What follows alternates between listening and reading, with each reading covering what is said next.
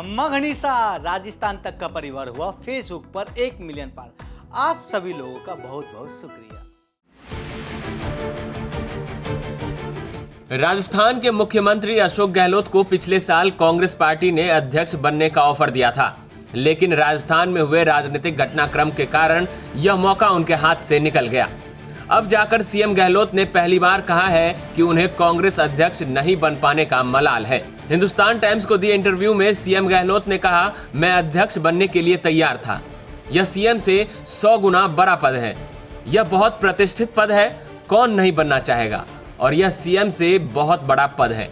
अगर आज मौका मिलता है तो मैं कांग्रेस अध्यक्ष बनना चाहूंगा। परिस्थितियां कुछ ऐसी हो गई कि मैं नहीं बन सका। यह गलत धारणा है कि मैं सीएम बने रहना चाहता था, इसलिए पद नहीं छोड़ा और कांग्रेस अध्यक्ष नहीं बना। सोनिया गांधी जानती है कि सच्चाई क्या है। पायलट से जुड़े सवाल पर गहलोत ने कहा, जब सचिन पायलट केंद्रीय मंत्री बने तब मैंने उनका सहयोग किया था। उस समय हमने राजस्थान में 25 में से 20 सीट जीती थी। जब मुझसे पूछा गया कि राजस्थान से किसको केंद्र में मंत्री बनाए तो मैंने सचिन पायलट का नाम सुझाया था, क्योंकि पायलट गुर्जर समुदाय से ताल्लुकात रखते हैं और उसी समय वसुंधरा राजे सरकार ने आंदोलनकारी गुर्जरों को गोलियों से भून दिया था। यह मेरी जिम्मेदारी थी कि दिल्ली में मैं मेरे राज्य के पक्ष में बोलता। उस वक्त गुर्जर और मीणा समुदाय के बीच में जबरदस्त तनाव था। उसे शांत करने के लिए मैंने सचिन पायलट का नाम लिया।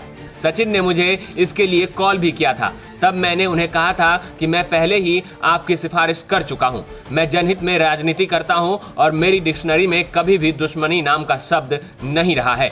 राजेश पायलट के समर्थन में ट्वीट करने के सवाल पर गहलोत ने कहा, मैं और राजेश पायलट संसद में साथ गए थे। हमने एक साथ संसद में करियर स्टार्ट किया।